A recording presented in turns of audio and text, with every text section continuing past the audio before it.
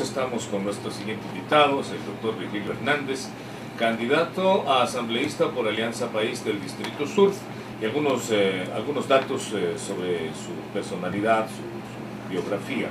Bachiller en Humanidades Modernas, Ciencias Filosóficas Sociales, licenciado en Ciencias Públicas y Sociales, doctor en Jurisprudencia por la Universidad Central del Ecuador, egresado de la Maestría en Ciencias Políticas y Administración Pública por la Pontificia Universidad Católica del Ecuador, egresado de la Cuarta Maestría de Ciencia Política de la Universidad Internacional de Andalucía. Muy buenos días, un gusto poder estar aquí.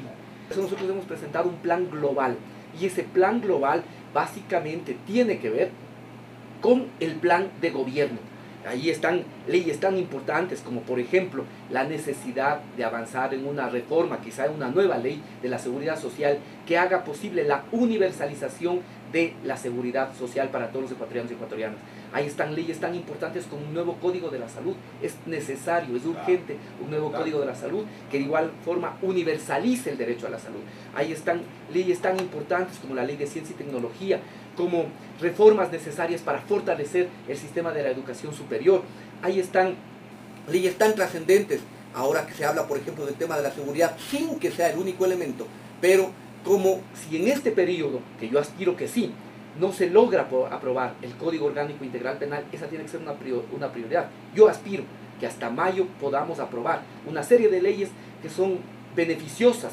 Está el Código Orgánico Integral Penal. Otra ley que aspiro que podamos aprobar es la Ley de Contratación Pública, ¿sí?, que es una cosa fundamental.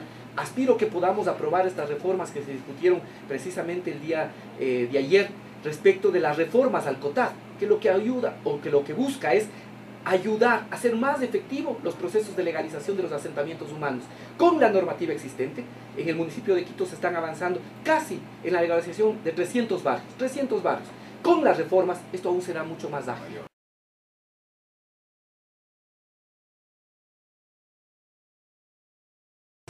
¿Qué hemos hecho en estos años como legisladores? Y básicamente lo que decimos nosotros es, hemos apoyado con este criterio de que tenemos que ser corresponsables del país, de que la legislatura no puede ser el ente que se opone, que se enfrenta al Ejecutivo. Eso precisamente fue rechazado por el Ecuador. Nosotros le decimos, vamos a seguir siendo corresponsables de los destinos de este país, corresponsables del proceso de revolución ciudadana, corresponsables del gobierno del compañero presidente Rafael Correa, y aprobando las leyes fundamentales como las que hemos aprobado este tiempo.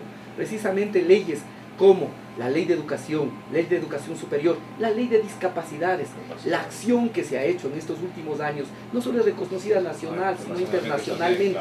Pero eso no podía depender de un determinado gobierno, eso tenía que convertirse en una política pública para que los ecuatorianos que tienen algún nivel de discapacidad puedan ser atendidos de manera permanente. Esa es una ley fundamental. Doctor, pero ¿cuál ha sido la respuesta del público en sí, en sus visitas? ¿Qué dice? ¿Qué aspira? ¿Qué quiere la gente? Lo que en este momento valora es precisamente esta profunda vocación de cambio, de transformación, ese sentido de insatisfacción de nosotros mismos, esto que señala el presidente de manera permanente, es decir, nosotros se ha hecho bastante, se ha avanzado bastante, pero no podemos estar satisfechos, no podemos quedarnos con los brazos cruzados, hay mucho por hacer, hay mucho por avanzar, todavía nos quedan grandes cambios que lograr. Tenemos como objetivos fundamentales lograr que la educación y la salud pública sean de la mejor calidad. El 60% de las leyes que hemos aprobado con más de 70 y 80 votos. ¿Qué significa eso? Que lo que proponemos es razonable, lo que proponemos es en beneficio de la ciudadanía, lo que proponemos es en beneficio del país. Pero como usted señala, también tenemos leyes que no hemos logrado aprobar, leyes trascendentes. Ahí está, como la ley de recursos hídricos, la ley de cultura, la ley de comunicación. Hay otras leyes fundamentales como la ley de tierras, esta ley que yo he señalado, la ley y una reforma integral de la ley de seguridad social. Esos son cambios trascendentales. La necesidad de una reforma, por ejemplo, a la ley de la Policía Nacional. Estos son cambios fundamentales. Tantas cosas que se han dicho sobre esta ley, que se coartaba el derecho a la libertad de expresión. Bueno, revisemos si en algún artículo de esto se coarta la libertad de expresión. Revisemos si de alguna forma hay algún mecanismo de censura previa. está totalmente de acuerdo a lo que dice la Constitución y las convenciones internacionales de derechos humanos. Pensemos, se decía también que intentamos controlar las redes sociales. Cada uno de estas suposiciones que se hacían se han ido desvirtuando. ¿Por qué básicamente no se aprueba la ley de comunicación? Porque los grandes medios han estado acostumbrados a hacer y deshacer con la agenda política, hacer y deshacer con la dignidad de las personas, con colocar los temas que a ellos les parecen importantes y dejar en cambio aquellos que pueden ser trascendentes para la población, pero que a los grupos no quieren o no les conviene. Con básicamente los medios han estado acostumbrados a proteger determinados intereses de grupos de poder fáctico. Y por eso, ahora que existe una ley que garantiza derechos, que esto es lo fundamental, pero que les topa también intereses. Cuando antes, por ejemplo, en una ley se decía que si los medios dicen una información falsa y no rectifican, se les multa, pero no un sueldo ridículo pues de 1 o 2 salarios mínimos, sino básicamente el 10% de la facturación de los últimos 3 meses. Eso les duele el bolsillo. Han estado acostumbrados a hacer y deshacer. Cuando antes una ley, por ejemplo, ha garantizado los derechos con las personas con discapacidad, para que en las televisiones, en las televisoras, por ejemplo, tengan la obligación de establecer traducción al lenguaje de señas. Eso les cuesta y han estado acostumbrados a todo menos a pensar en los derechos de la gente. Conformada la lista para el Distrito Sur, doctor. En el Distrito Sur la lista está encabezada, yo encabezo esta lista, luego participa en la lista Paola Pavón. Todos reconocemos también el trabajo y sobre todo la responsabilidad con la que ha asumido la tarea legislativa. En tercer lugar está Fausto Cayambe, en cuarto lugar está María José Carrión y en quinto lugar está César Andrade, que fue administrador también de la zona Loya Alfaro. Así que le vamos a entregar ese espacio a usted también para que converse con la gente que posiblemente pueda darle su voto en la próxima etapa electoral, ¿no es cierto?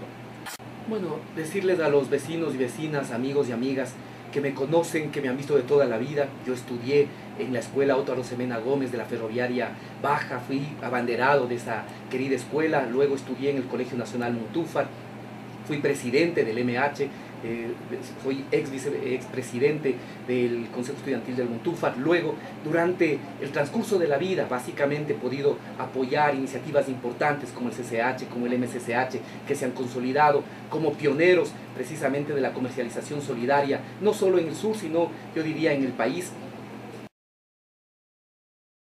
Yo le vuelvo a reiterar a la ciudadanía, puede ser, y nosotros somos los primeros inconformes, no podemos cruzarnos de brazos. Sin embargo, ha podido encontrar en el presidente Correa y en quienes estamos en el Movimiento País esa voluntad de transformar día a día las condiciones en las que vivimos. Por eso nosotros les decimos, permítannos seguir transformando este Ecuador. Todavía hay mucho por hacer, todavía queda mucho por caminar y por ello es necesario la Revolución Ciudadana apoyar al presidente Correa y el 17 de febrero lograr el triunfo en primera vuelta y lograr mayoría en la Asamblea Nacional. Muy bien, muchas gracias al doctor Virgilio Hernández, candidato a asambleísta por Alianza País, Distrito Sur.